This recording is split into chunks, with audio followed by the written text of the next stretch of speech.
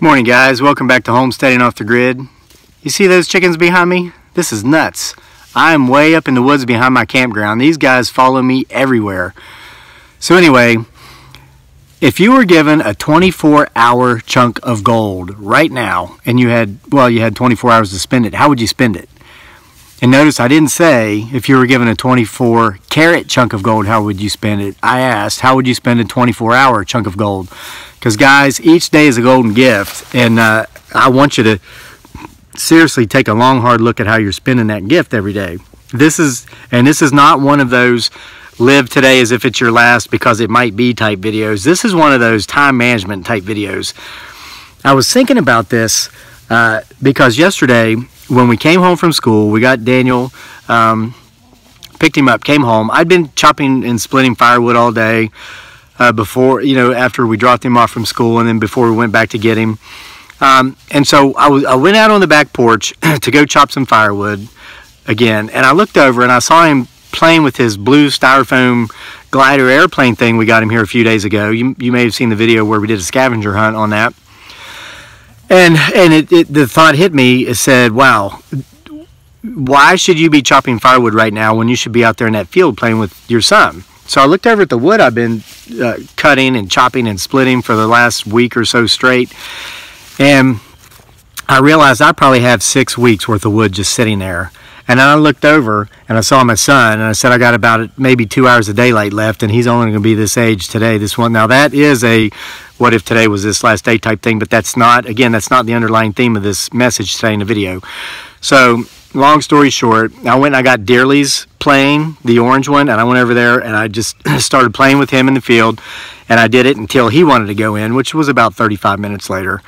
He went in, I went over and I chopped firewood till about dark, off and on, holding the phone for Dearly while she showed us how to make her pork, meat, and chicken liver machado or menudo. I think that, yeah, menudo. Today I get to hold the phone for her while she shows us how to make traditional Filipino style chicken feet.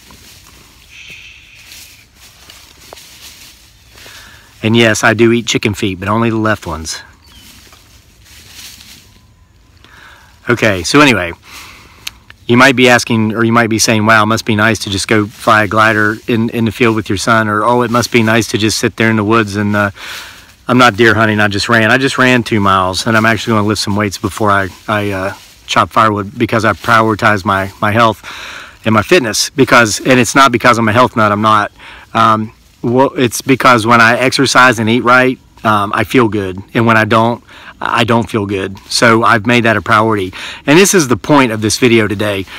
At the end of the day, I want you to ask yourself 2 questions. The questions are going to sound the same, but they're not, because the answers are going to be very different. The first question is, what did I do today? And then the second question is, what did I accomplish today? Because there's a difference between being busy and being productive. And if you're productive, you'll eventually get to the point to where you have all the time in the world you want to play with your child in the field, to take time out of what you're doing to do something to help your partner or your spouse, like holding the phone while she's cooking chicken feet.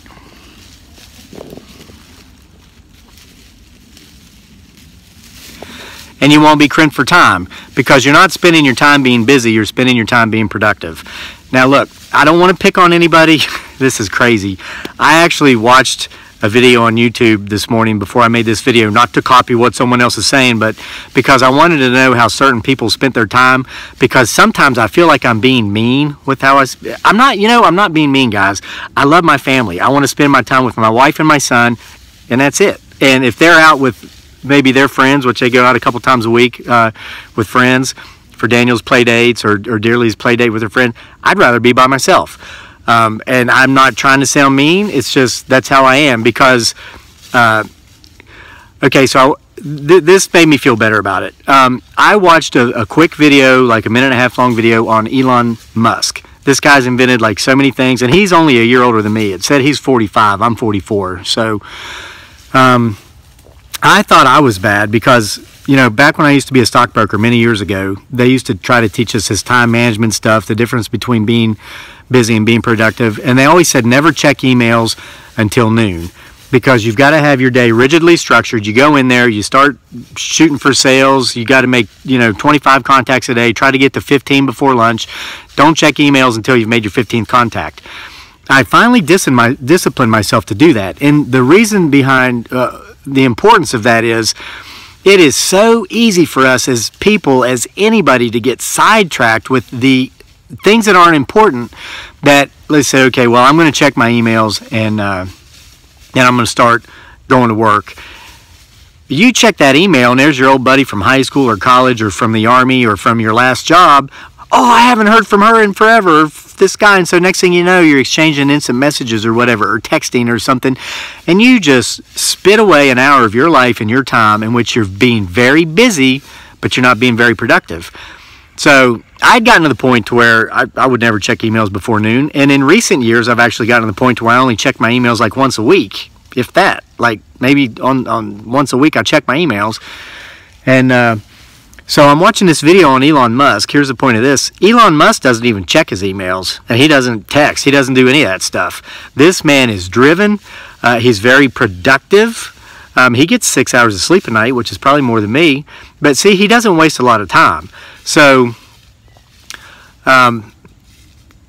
again, not to sound mean or be picking on anybody, but we all know that person. Think about that person. And I had somebody who was a dear friend of mine 20 years or so ago who was this person. She could not say no. People would say, hey, will you get involved with this group at school? She would always say yes. She could never say no, even though she didn't really, it wasn't a priority to her. She was an atheist, yet she had friends who went to church who would ask her to help their church groups with outside church activities for fundraisers. She would do it. She would do it. Even though she was an atheist, she would help with these church groups because she couldn't say no. So this, if you saw the inside of this woman's car, it looked like a tornado just went through there. If you saw the inside of this woman's house, it looked like a tornado just went through there. And she was clean. She was very hygienic. She was very pretty. She kept herself up very well. But her life was such a mess. And it's because she couldn't say no. She was very busy, but she was not productive whatsoever. And now, 20 years later, I mean, again, I don't want to sound mean, but well, her productivity level has not been very high. So she's kind of like a wheel spinning, kind of doing this, going around and around and around, but staying in the same place in a rut. Now, when you ask yourself that question at the end of the day, what did I do and what did I accomplish? If the answer to the second question is, well, I didn't really accomplish anything. Wow, how is this?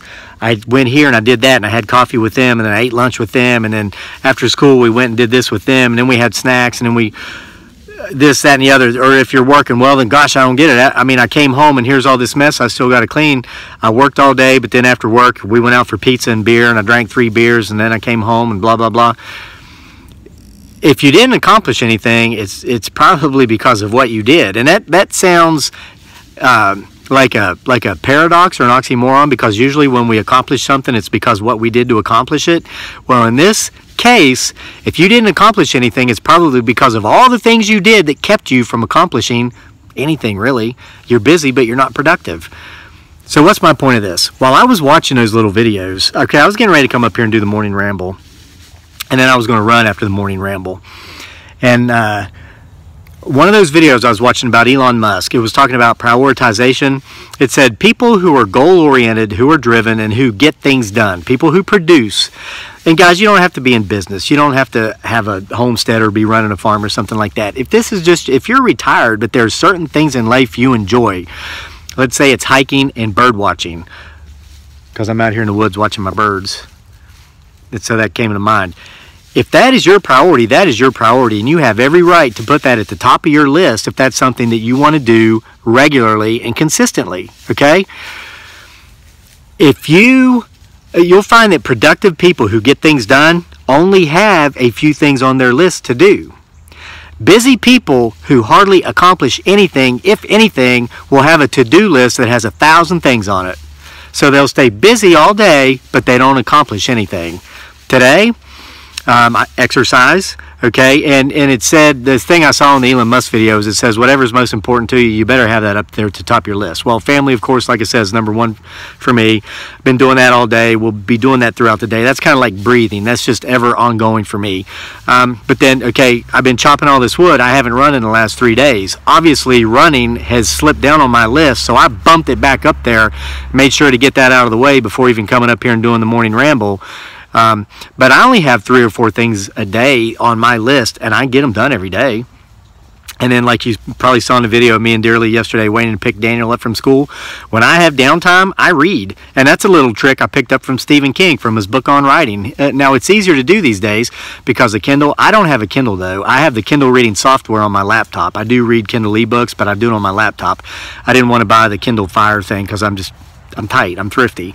So I uploaded the software for free on my laptop from Amazon, and then if I buy a Kindle book, or if I get one of the classics Kindle ebooks whose copyrights have expired, like Red Badge of Courage, a lot of those classics, I just upload it and read it on the laptop. But I always have books in my car, because if I've got to sit in front of the schoolhouse for 20 minutes to wait for my son, you better believe I'm going to be reading. Now, if Dearly wants to talk and have a conversation, I'll put the book down, because talking to my wife is far more important than reading a book. But if she's off in La La Land, or if she's eating her mangoes or whatever, I pick the book up and I read. So, I mean, in the amount of time I spend sitting there waiting on my son to pick him up from school, I'll probably read 3 or 4 novels a year. And I know this because I took him to school when he was in kindergarten a couple years ago. We had to do the bus thing last year because I was working at the post office. But I read maybe 4 novels throughout the course of the school year, simply novels that never left my car because they were put in my car explicitly to read while I was picking him up. So guys, that 24-hour carrot, or that 24-hour chunk of gold, you have been given it. Every day you wake up, you receive it, unless that happens to be your last day, which, I mean, you probably don't know. But you've got that 24-hour chunk of gold right now sitting in your lap. How are you going to spend it? Take a look at what you accomplish, and if it's nothing, take a look at what you did that day, and maybe that's why you didn't accomplish it. You know, it's priorities. You got to set your priorities. You got to order your priorities. If it's not important, if it's not moving you forward towards doing what you want to do and accomplishing your goals, for me, maybe it's finishing the first draft of the next novel, chopping up all winter's worth of firewood. For you, maybe it's sitting in the woods bird watching. Maybe you really enjoy fishing in retirement, and there's a trip you wanted to go to the next state over, but you keep putting it off. Set a date. If you set a date, you're more likely to make it happen than if you don't. And if people want to waste your time, they're wasting that 24-hour chunk of gold you have in your lap right now.